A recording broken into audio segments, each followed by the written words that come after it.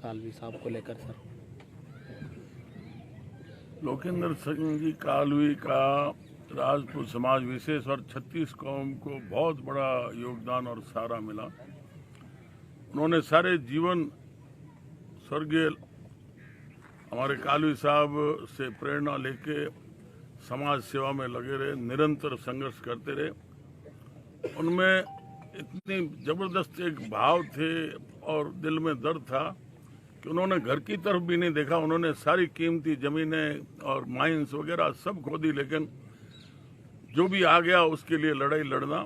और हमारा तो बड़ा यूं पारिवारिक संबंध था। स्वर्गीय कल्याण सिंह जी कालवी से मेरा बहुत निजी संबंध था और उनके साथ रहने से धीरे धीरे लोकेंद्र सिंह जी से नजदीकियां हुई। और फिर जब आरक्षण का मुद्दा उठा विशेष तौर से, जब लोकेंद्र सिंह जी कालवी और हमने निर्णय लिया कि सामाजिक न्याय मंच का गठन कर आरक्षित को संरक्षण और उपेक्षित को आरक्षण की लड़ाई हम लड़ें, और वो निरंतर 6 वर्ष तक हम लगातार संघर्ष करते रहे।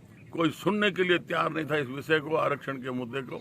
और धीरे धीरे शुरुआत की और धीरे धीरे ऐसी जबरदस्त युवाओं की लीडरशिप तैयार कर दी लोकेंद्र सिंह जी के साथ की वजह से।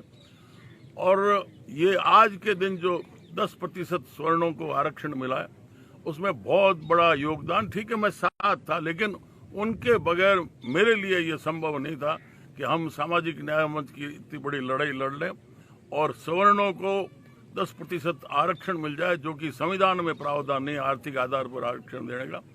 उनका योगदान इतना जबरदस्त है कि आज मैं भी, जब इनकी थोड़ा तबीयत गड़बड़ हुई तो मैंने सोचा जल्दी तैयार हो जाएंगे। मैं कई बार मिला और मुझे पूरी उम्मीद थी, तो मैं दोबारा हम दोनों मिलके वापस समाज के लिए संघर्ष करने के लिए तैयार हुए थे।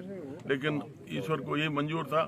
पर बहुत बड़ी क्षति पहुंची है राजपूत समाज विशेष को और 36 कौम को।